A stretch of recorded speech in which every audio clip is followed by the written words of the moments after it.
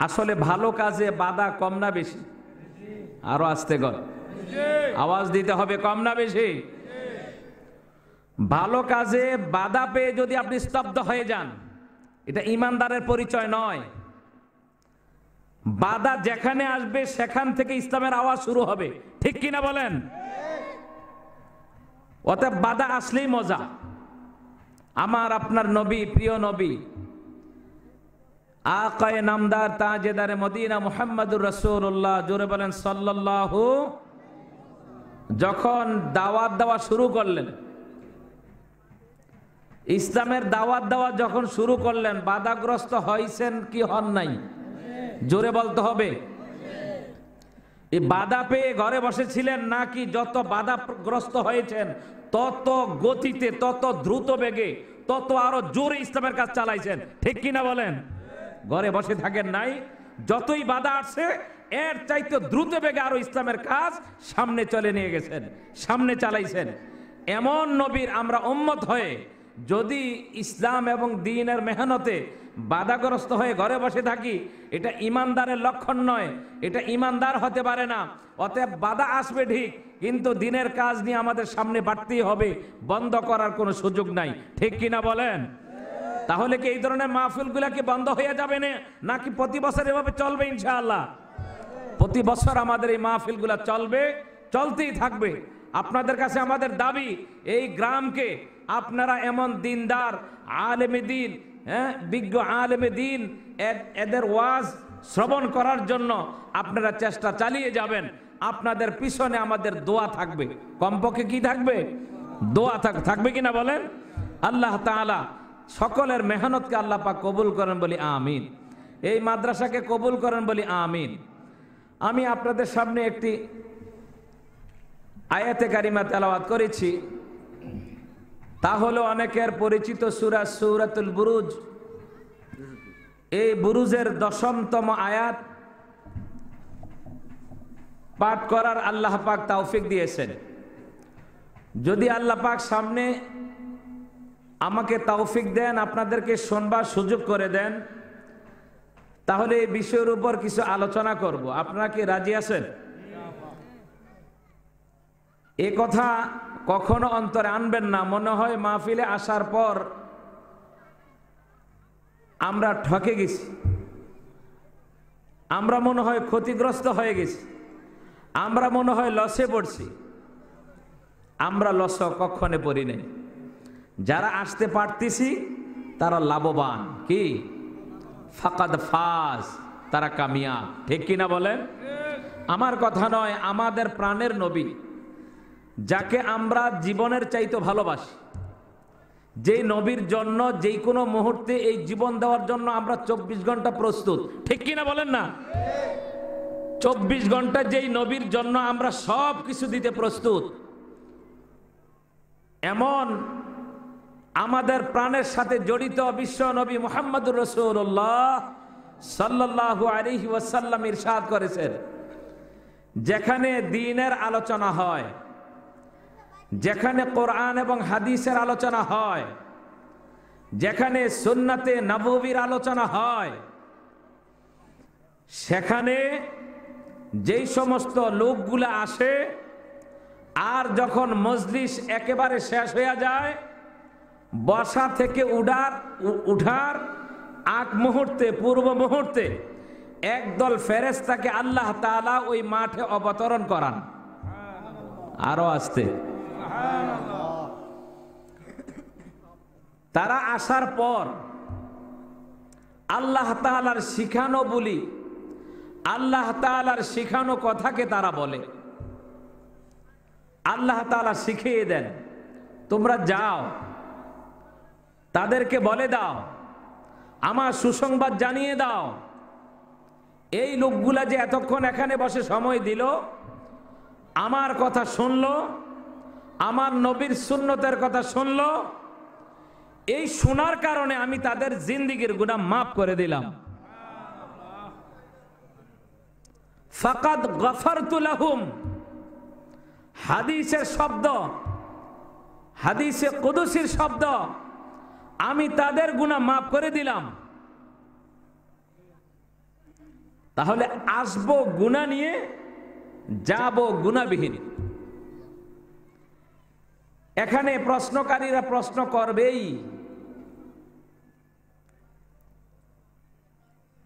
প্রশ্নকারীদের প্রশ্ন হলো যে হুজুর, এমন এমন এখানে লোক আছে, নামাজ নাই, রোজা নাই,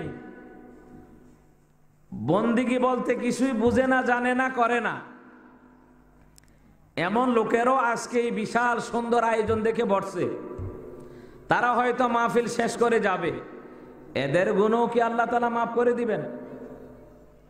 প্রশ্ন আসতে পারে কিনা যে মুকুন্দপুরে মাওলানা নুরুল ইসলাম সাহেবের ছেলে এটা কি ওয়াজ করলো, এখানে শেষ পর্যন্ত বসলে গুনাহ মাফ, এটা কোন ওয়াজ? আমার ওয়াজ না নবীর ওয়াজ? আমার ওয়াজ না আমাদের নবীর ওয়াজ? এখানে বসবেন, শেষ পর্যন্ত ধৈর্য ধারণ করে শুনবেন। হ্যাঁ, নামাজ পড়েন না, রোজা রাখেন না, কিচ্ছু করেন না, গুনাহ কিন্তু মাফ। সুবহানাল্লাহ বলবেন না? এই প্রশ্নের জবাবে আমি নয়, এক মুহাদ্দিস হাফেজ ইবনে আব্দুল বার রহমতুল্লাহি আলাইহি, উনি এই হাদিসের ব্যাখ্যায় বলতেছেন, যদি কোন মুমিন, কোন মুসলমান দিনদার দ্বীনি পরিবেশে বসে যায়, দ্বীনি পরিবেশে আলোচনায় শোনার জন্য বসে পড়ে, তারা শেষ পর্যন্ত যখন বসার পর উঠার সময় হবে, একদল ফেরেশতা ওই মাঠের মধ্যে নাজিল হয়ে তাদের গুনাহ মাফের ঘোষণা দিয়ে যায়। বলেন সুবহানাল্লাহ। উক্ত মুহাদ্দিস হাদিসের ব্যাখ্যায় বলতেছেন, এই গুনাহ থেকে সগীরা গুনাহ উদ্দেশ্য, কবিরা গুনাহ তওবা ছাড়া বান্দার মাফ করা হয় না, ঠিক কিনা? একটা উদাহরণ দিলে বুঝতে পারবেন। পাশে রামমোহন বাজার, বদরপুর বাজার, চান্দিনা বাজার, বাজারের দিন বাজারে চাল উঠে কি উঠে না, ধান উঠে কি উঠে না, সব চাউল এক নম্বর, সব ধান এক নম্বর। ওই ভাই, ধানের মধ্যে চিটা আছে না নাই? জোরে গন। যে ধানের মধ্যে চিটা আছে, যে কিনে হেও জানে চিটা আছে, কিনে কি কিনে না? জোরে গন। হে কি ধান কিনছে না চিটা কিনছে? জোরে গন। হে ধানগুলা কিনার পর যদি বাড়িতে নিয়া কুলা দিয়া যাইরা যদি চিটাগুলা আলাদা করে, আবার যদি মালিকের কাছে নিয়ে আসে, নেন আমি ধান কিনছি, চিটা কিনে নাই, নিবিনি? নিবিনি? আমি ধান কিনছি, চিটা কিনি নাই, চিটাগুলা ফেরত নেন। অথবা সে যদি সারা রাত ধান বাজারে বৈশা চিটাগুলা ওই 700 টাকার দামে বিক্রি করতে চায়, পারবে? জোরে কোন পারবে নি? তার মানে হলো আপনার কাছে চিটা সহ ধান বিক্রি করছি, ঠিক কিনা? ভালো ধানের দাম যেই দর, চিটার দামও একই দর। ভালোর সাথে চিটা মিশ্রিত হওয়ার কারণে চিটার দাম ভালোটার দামে এক বরাবর হয়ে গেছে। অতএব মুমিনদের সাথে যখন বেনামাজি সুদখোর ঘুষখোর যখন মাহফিলের মধ্যে বসে যায়, মুমিনদের খাতিরে বেনামাজিদের গুনাহ আল্লাহ তাআলা মাফ করে দেন। বলেন সুবহানাল্লাহ। অতএব আজকে অনেকে চিন্তা করতে পারে, দূর আমি আজকে ফজর পড়লাম না, জোহরও পড়লাম না, আশা করছি আসরও পড়বো না, মাগরিবও পড়বো না, এশাও পড়বো না, মাহফিল দিয়ে আমার লাভ হবে কি? লাভ আছে। ওই ভালো দানের সাথে চিটা যেমন বিক্রি হয়ে যায়, আজকে মুমিনদের সাথে বেনামাজি বসলে তাদের গুনাহ মাফ করার ওয়াদা আছে না নাই? আল্লাহ তাআলা আমাদেরকে আজকের এই মাহফিলে দলে দলে যোগদান করার তৌফিক দান করেন। বলেন আমিন। এই মাহফিল বেশিক্ষণ থাকবে না, অল্প কিছুক্ষণের মধ্যেই মাহফিল শেষ হয়ে যাবে। অতএব অনেকে বসে আছে, যেহেতু গ্রামগঞ্জে মাহফিল 12টা 1টা শেষ হয়, আজকে অনেকেই ধ্যান ধারণা নিয়ে বসে থাকতে পারবেন না। ভুল হবে যে মনে হয় 12টা 1টা শেষ হবে, তো 9টা 10টার দিকে যাব। তো যারা 9টা 10টার দিকে আসবে মাঠে কিছু পাবেনি আইসে, আজকে পাবে না, কাঁটা কুটো হবে না, একদম সব শেষ, আজকে খতম, মাগরিবের পরেই শেষ। ঠিক কিনা জোরে বলেন না মিয়া? আজকে সব আমরা একদম সুন্নতি প্লেট 4টা খাইলাম, এসার আগেই সব শেষ। এর মধ্যে যারা আসবে এরাও শেষ, বুঝেন না মনে কথা? এক লোক ঘরের জন্য কাজ করার লোক খোঁজ করতেছে, কাজ করার লোক খোঁজ করতেছে, পাইতেছে না। আগের জমানার কথা এটা, এখন না। পুরুষ কাজ করার হলে এটা গোলাম বলতো, মহিলা যদি কাজ করার লোক তালাশ করতো এটাকে বান্দি বলতো। বুঝছেন নি আপনারা কথাটা? তাহলে পুরুষের গোলাম বলে, মহিলারে বান্দি বলে। তার একটা বান্দি লাগবে, বান্দির আবার হাট আছে। চাউল বাজার, ধান বাজার যেমন আলাদা হাট আছে, এরম মানুষ বিক্রি করারও হাট আছে। আগের যুগে যুদ্ধে যারা বন্দী হইতো তাদেরকে গোলাম, পুরুষদেরকে গোলাম, মহিলাদেরকে বান্দি বলে। এখন বাজারে গেল, বাজারে যাইয়া সে বান্দি তালাশ করতেছে, কিন্তু তার একটা ভুল হয়েছে। ভুলটা হলো সে সঠিক সময়ে যায় নাই, গেছে একদম বাজারের লাস্ট টাইম। এরকম অনেকের কাজকর্ম থাকে না, ব্যস্ততার কারণে সঠিক সময়ে বাজারে যাইয়া পঁচাড়ি ছাড়া কিচ্ছু পায় না, আছে না নাই? আবার একদল ইচ্ছা করে যায় ফ্রিজ পুরানোর জন্য, কয় শেষ বাজারে গেলে পঁচাড়ি পাওয়া যাবে, আর এডি দিয়া ফ্রিজটা পুরে এলাম। বুঝেন না মনে কথা? কিন্তু লোকটা ধারণা হলো ভালো, একটা আমার বান্দি দরকার, কিন্তু ব্যস্ততার কারণে সঠিক সময়ে বাজারে পৌঁছতে পারে নাই। সে এরপরও বাজারে গেছে, যাইয়া দেখে এক কোণার মধ্যে একটা বান্দি আছে, কিন্তু এটা এমন কালার কালা, কাউয়া কালা, মাইটটা কালা, ফাতিল্লা কালা, জম কালা, আরো কালা, বালা কালা। বুঝেন না মনে কথা?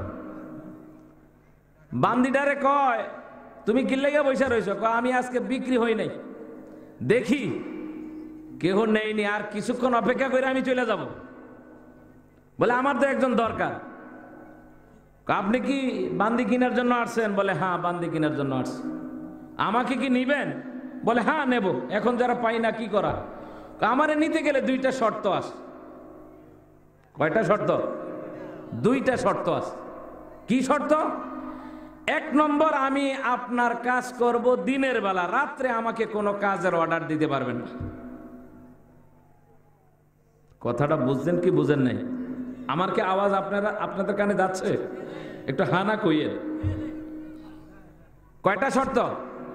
2টা। 1 নম্বর কি? দিনের বেলা কাজ করাবেন, রাত্রের বেলা আমি কাজ করতে পারবো না। 2 নম্বর শর্ত হলো আমাকে এমন একটা ঘর দেওয়া লাগবে, নির্জন ঘর, যেই ঘরে আমি ছাড়া আর অন্য কোনো লোক ঢুকতে পারবে না। হয়তো 2 শর্তের নমুনাটা কিছু আঁচ করতে পেরেছেন, বুঝতে পেরেছেন, যেমন তেমন বান্দি না। সুবহানাল্লাহ। কালা হইলে কি হবে? অন্তরটা ধলা। কালো হলো কি হবে? অন্তরটা ভালা। এমন কিছু লোক আগের জমানায় অতিবাহিত হয়েছে কি হয় নাই? আলে গোলামের ঘরের গোলাম, কালার ঘরের কালা, হযরতে বেলালে হাবশী আছে না নাই? যদিও কালো, আল্লাহর কাছে অনেক ভালো। যেই বেলালের কারণে ফজরের নামাজের সময় আল্লাহ তাআলা দেন নাই। সুবহানাল্লাহ। বেলালের একটা আজানের কারণে উম্মে মাকতুমের আজানকে নতুন ভাবে নিয়োগ দেওয়ার কারণে, বেলালের আজানকে বন্ধ করার কারণে মাবুদ মাওলার সহ্য হয় নাই আল্লাহ তাআলা ফজরের সময় এখনো দেয় নাই, জামাতের সময় এখনো করেন নাই, বেলালের জন্য সময় আটকায় রেখেছেন। আমার নবী চিন্তায় পড়ে গেলেন, এখনো ফজরের রক্ত হয় না কেন? সময় তো হয়েছে, কিন্তু জামাতে রক্ত হয় না। এখনো জামাতে রক্ত হচ্ছে না কেন? কারণ ফজরের নামাজের জামাত হবে একটু পূর্ব আকাশ আলো আলো অবস্থায়। এই অবস্থা এখনো হচ্ছে না। কালো অন্ধকার, গাঢ় কালো নবীজি চিন্তায় পড়ে গেলেন, না জানি আমার উম্মতের কোনো উল্টা পাল্টার আমলের কারণে আল্লাহ তাআলা নারাজ হয়ে গেছেন।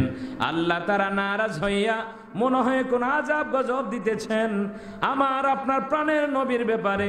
হাদিস শরীফের বর্ণনা এমন পাওয়া যায়, একবার নবী জানালা দিয়ে উকি মেরে দেখে আবার নামাজের বিছনায় চলে আসে, একবার উকি মেরে দেখে আবার বিছনায় চলে আসে, আবার উকি মারে দেখে আবার বিছনায় চলে আসে।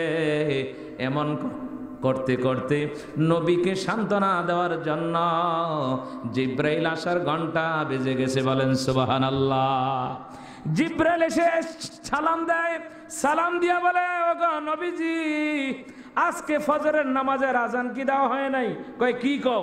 আজকে আজানটা অন্যান্য আজানের চাইতে এত সুন্দর, এত মধুর হয়েছে, এত মধুর আজান মসজিদে নববীতে জিন্দেগিতে কোনোদিন হয় নাই।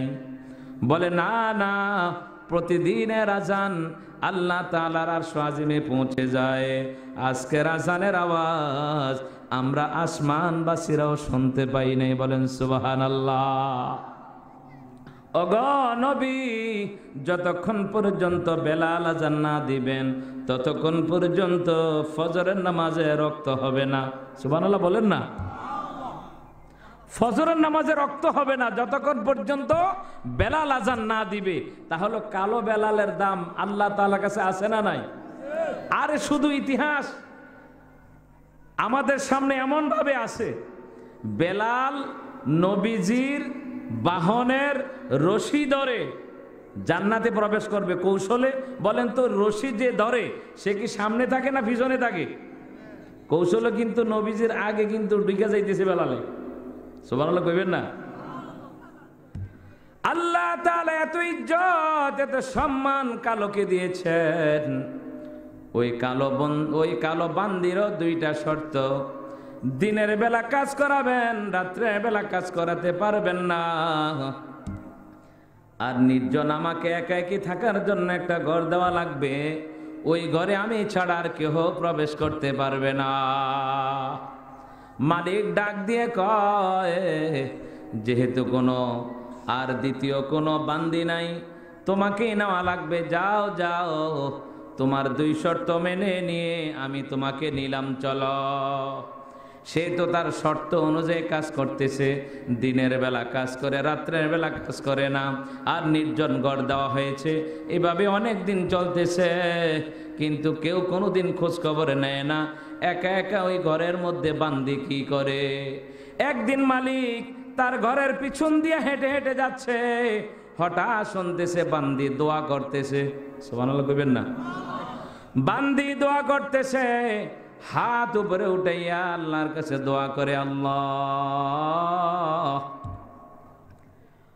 আমার দায়িত্ব ছিল দিনের রাত্রে যেমন তোমার কাজ করার জন্য আসি, দিনের বেলাও তোমার কাজ করার কথা, কিন্তু মাবুদ গো, দুনিয়ার মালিকের কাজ করতে যাইয়া তোমার কাজ দিনের বেলা ভালোভাবে করতে পারি নাই। যেহেতু রাতের মতো দিনেও আমি কাজ করতে পারি নাই, অতএব তুমি আমাকে যেহেতু ভালোবাসো, ওই ভালোবাসার দোহাই দিয়া বলি, তুমি আমাকে মাফ করে দাও। মালিক ডাক দিয়া কয়, বান্দি, দোয়া কিন্তু উল্টা কইরা ফেলছ, দোয়াটা বাউ কইরা করো, সোজা কইরা করো, ঠিক মতো করো। বান্দি দোয়া অবস্থায় আছে আর বলতেছে, দোয়া ঠিক আছে, আমার দোয়া জুত মতো আছে, আমার দোয়া ঠিক মতো আছে। বলে, কেমন দোয়া তোমার ঠিক মতো আছে? কয়, মালিক রে, তোমাকে দেখি সারাদিন অবসর, সারাদিন অবসর, 5 ওয়াক্ত নামাজ তুমি রীতিমতো পড়তে তোমাকে দেখি নাই, এমন লোক আমাদের সমাজও আছে না নাই? একেবারে অবসর, কোনো কাজ নাই, এরপরও নামাজ রোজাগুলা ঠিক মতো করে না, আল্লাহ তাআলার হুকুম আহকাম ঠিক মতো পালন করে না, ইচ্ছা করলে সে সারাদিন মসজিদে পড়ে থাকতে পারে, এরকম আছে না নাই?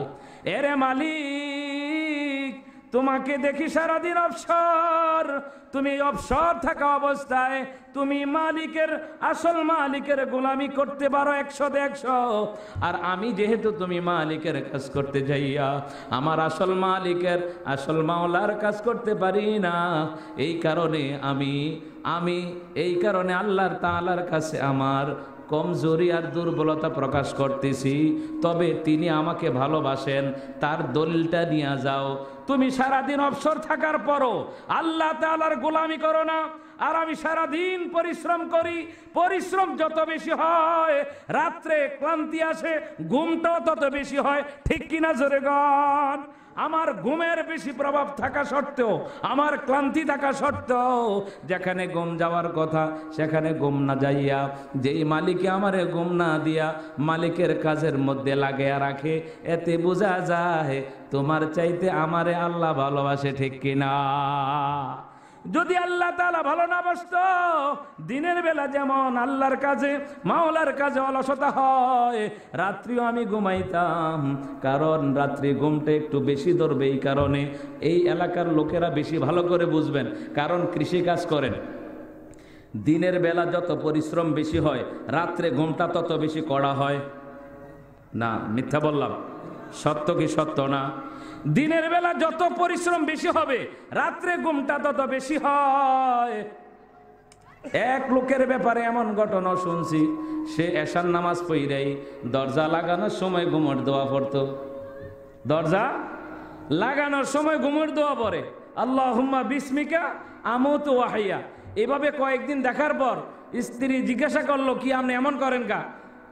বালিশের মধ্যে মাথা লাগাইয়া এরপরে না ঘুমের দোয়া পড়বেন?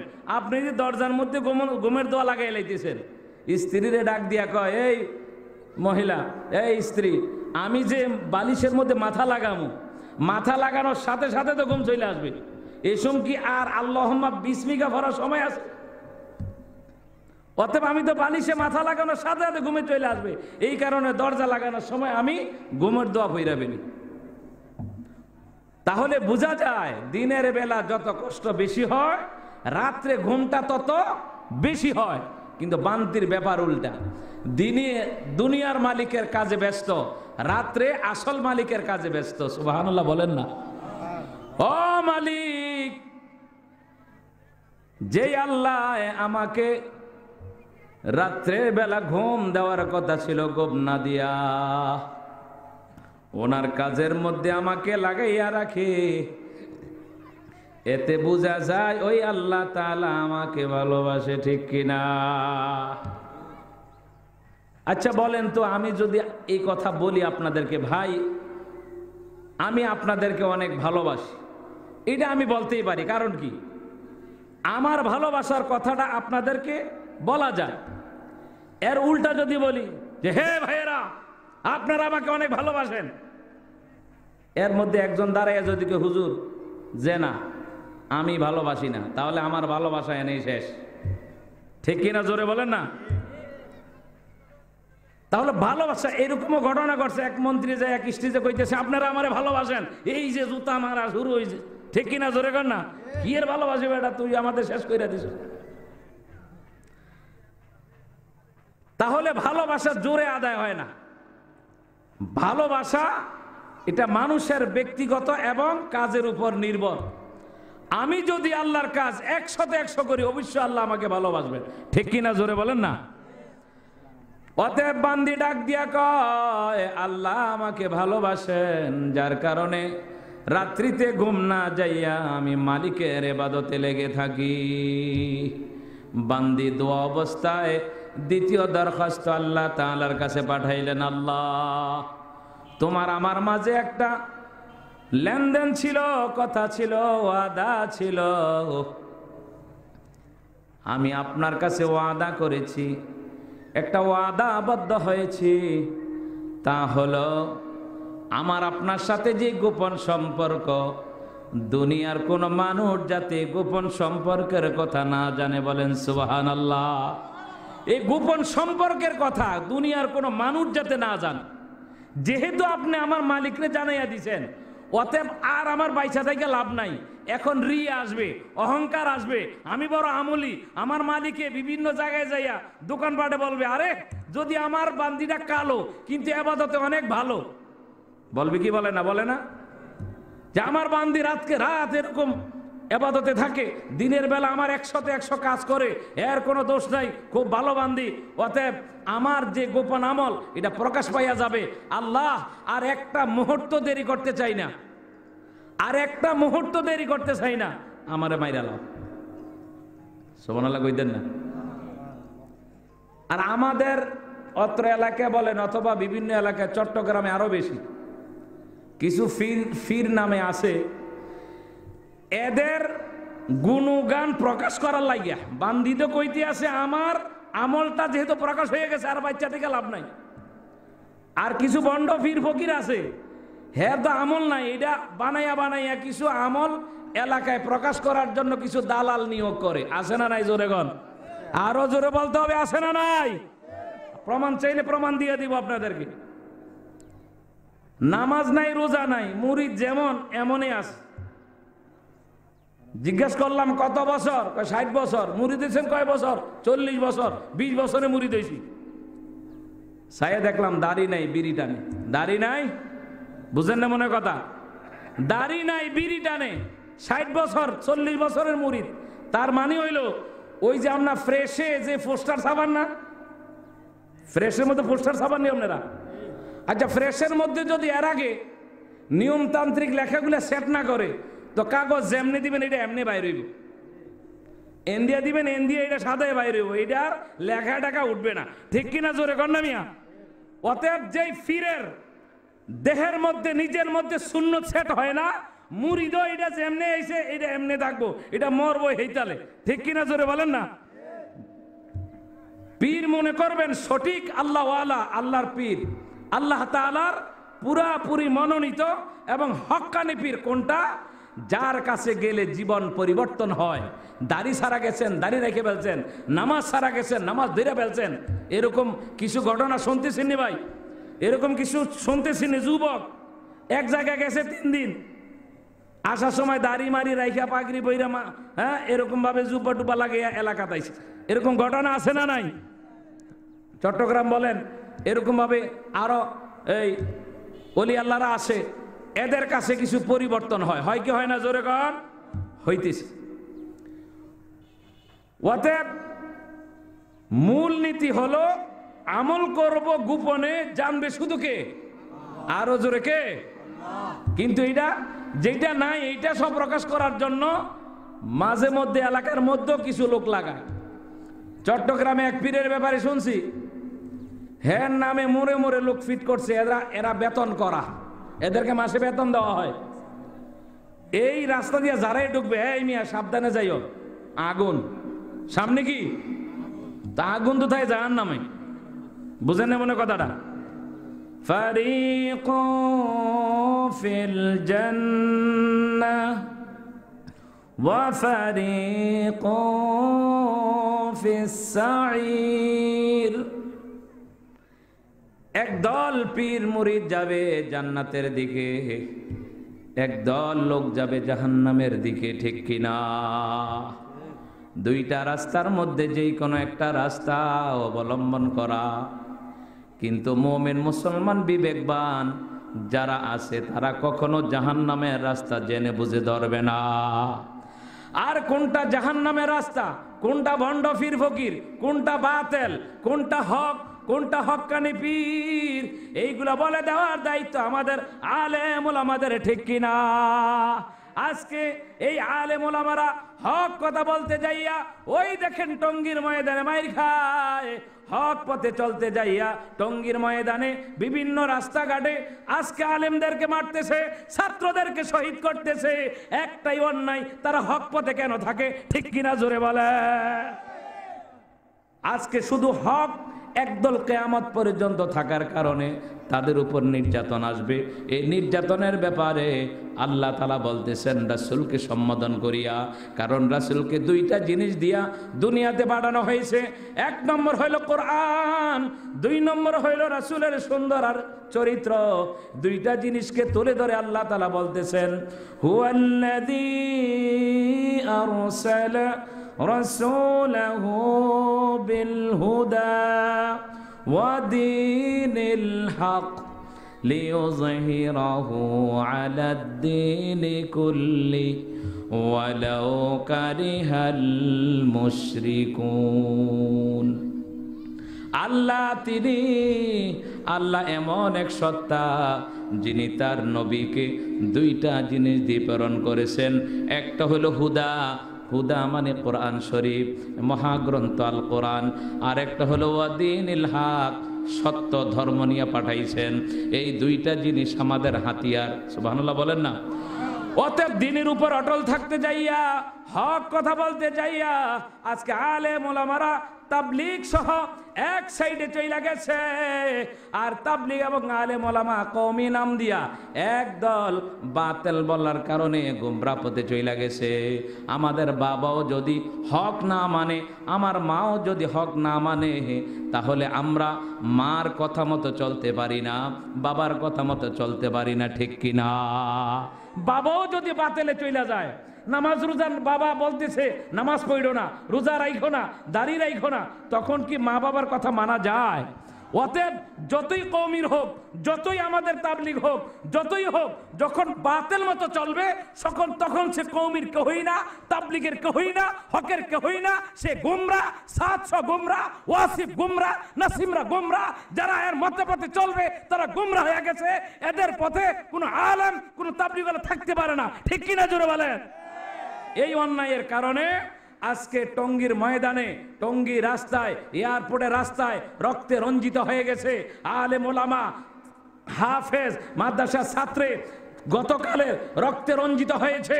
আমরা বলতে চাই সেই ওলামায়ে সু নামে একজনের নাম ফরিদুদ্দীন মাসউদ। আপনার গোপন তথ্য আমাদের হাতে আছে। আপনি গোপন তথ্য নিয়ে গোপন বৈঠক করে সেই গুমরাহি লোকদের সাথে আতাত করে এই হামলা পরিচালনা করছেন। সরকার মহোদয়ের কাছে আমাদের বিনীত অনুরোধ, যতক্ষণ পর্যন্ত এই লোকটাকে, ওয়াসিফকে, নাসিমকে, গুমরাহতে যারা আছে তাদেরকে গ্রেফতার করে সঠিক বিচার না করা হবে, ততক্ষণ পর্যন্ত আলেম ওলামারা ময়দানে নামছে, তারা মিছিল সহকারে আন্দোলন চালিয়ে যাচ্ছে। অতএব রক্ত যদি আরো চাও দিতে রাজি, ইসলামের গোড়ায় রক্ত ঢালার জন্য ওলামায়ে দেওবন্দ কওমিরা সদা প্রস্তুত আছে, ঠিক কিনা জোরে বলেন? অতএব ভয়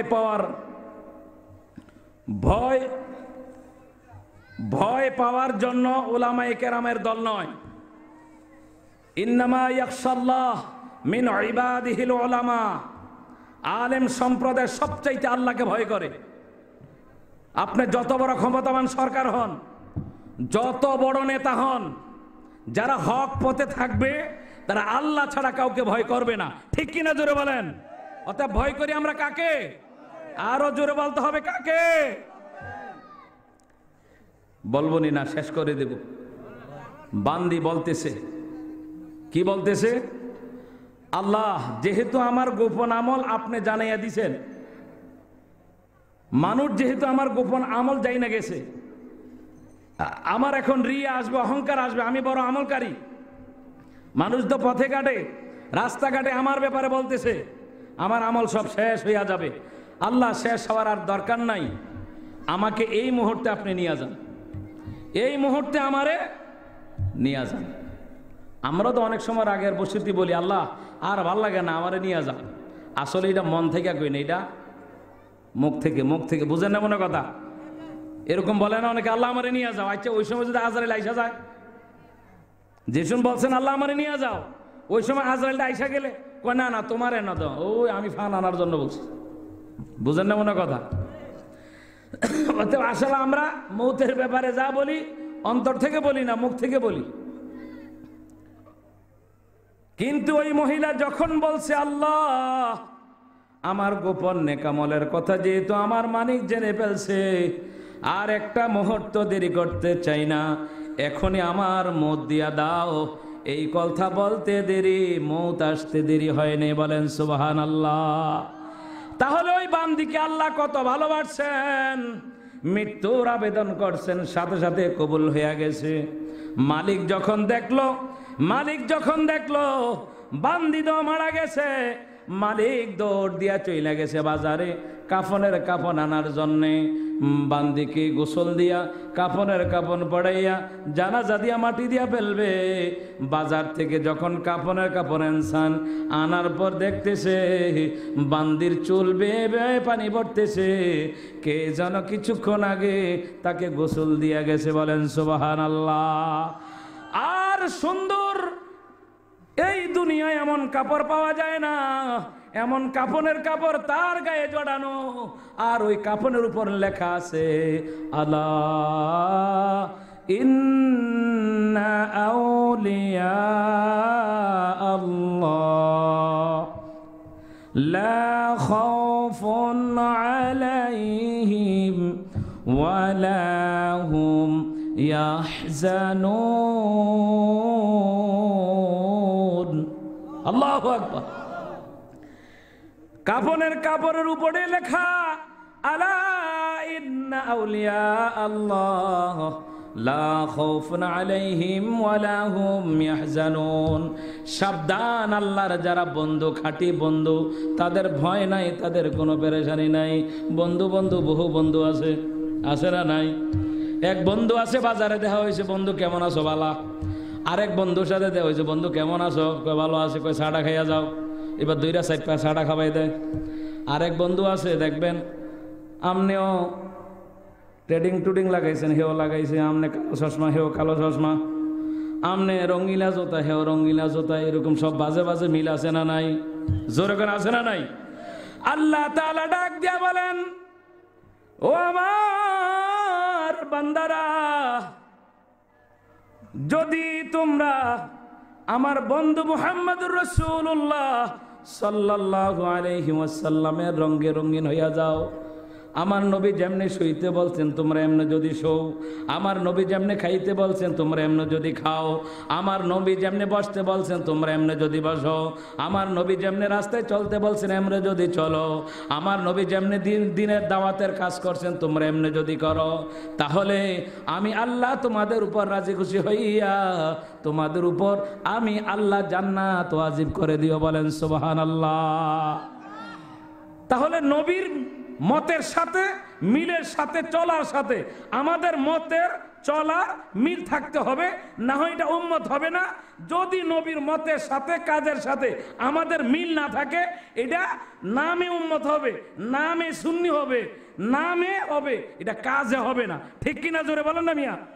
অতএব আমরা কি নামে উম্মত হইতে চাই না কাজে? জোরে বলেন, নামে না কাজে?